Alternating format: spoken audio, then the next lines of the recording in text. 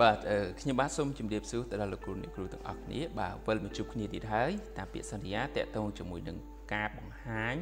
ពីការណែនាំនៃការប្រើប្រាស់បាទត្រង់ការងារបន្ថែមនៃប្រព័ន្ធគ្រប់គ្រងពិន្ទុបាទអញ្ចឹងកន្លែងការងារបន្ថែមគឺតាក់ទងជាមួយនឹងពាក្យសុំច្បាប់បាទតោះអញ្ចឹងដើម្បីកុំឲ្យខាតពេលយូរយើងចូលទាំងអស់គ្នាត្រង់កន្លែងពាក្យសុំច្បាប់បាទមកដល់កន្លែងត្រង់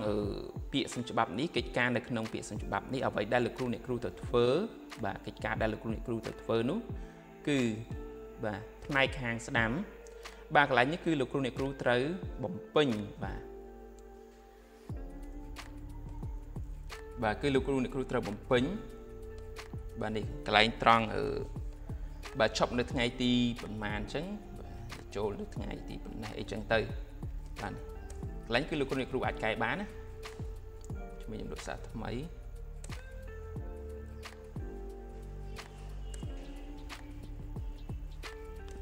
បាទឧទាហរណ៍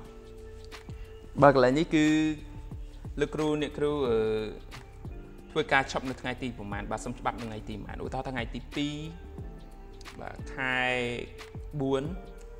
2021បាទវាយតាម21មកចាញ់ហើយបាទលោកគ្រូអ្នកគ្រូចូលវិញថ្ងៃណាអញ្ចឹងឧទាហរណ៍ថាសុំច្បាប់2ថ្ងៃអញ្ចឹងទៅចូលថ្ងៃទី4ណាទី4ខែ4 2021បាទបាយចេះក៏បានបាទចំនួនថ្ងៃស្នើសុំ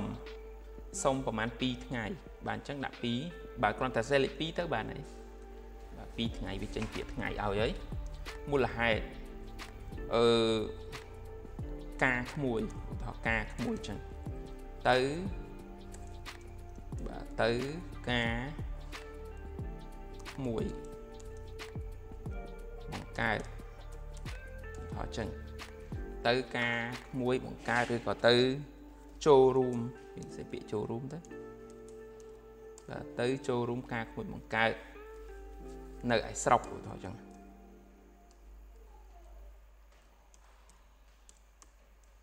នៅឯស្រុកកំណើតអញ្ចឹងបាទឧទាហរណ៍អញ្ចឹងណាបាទហើយកន្លែងថ្ងៃខែស្នើសុំនេះលោកគ្រូអ្នកគ្រូស្នើសុំថ្ងៃណាយើងទៅសេថ្ងៃហ្នឹងទៅកន្លែងនេះមានន័យថាលោកគ្រូអ្នកគ្រូអាចលុបបានបាទទាំងពីរនេះបាទគឺលោកគ្រូអ្នកគ្រូអាចលុបបានបាទអញ្ចឹងកន្លែងហ្នឹងលោកគ្រូអ្នកគ្រូអាចអាចទៅសេមកបានណាអញ្ចឹងឥឡូវនេះខ្ញុំជិលទៅសេត្រឡប់ទៅក្រោយវិញបាទអញ្ចឹងមានតែប៉ុណ្្នឹងឯងអាកន្លែងហ្នឹង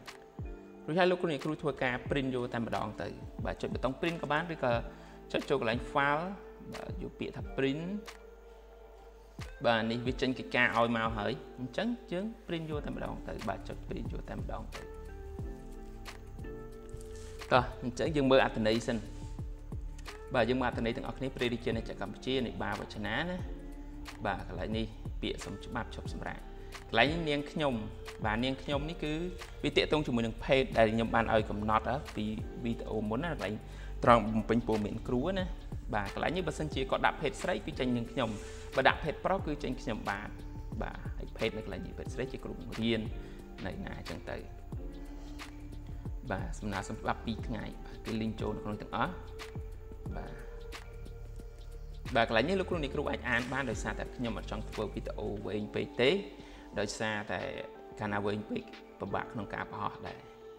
បាទអញ្ចឹងកន្លែងនេះលោកគ្រូអ្នកគ្រូអាចធ្វើការបានណាចង់និយាយថាយល់កន្លែងហ្នឹងណា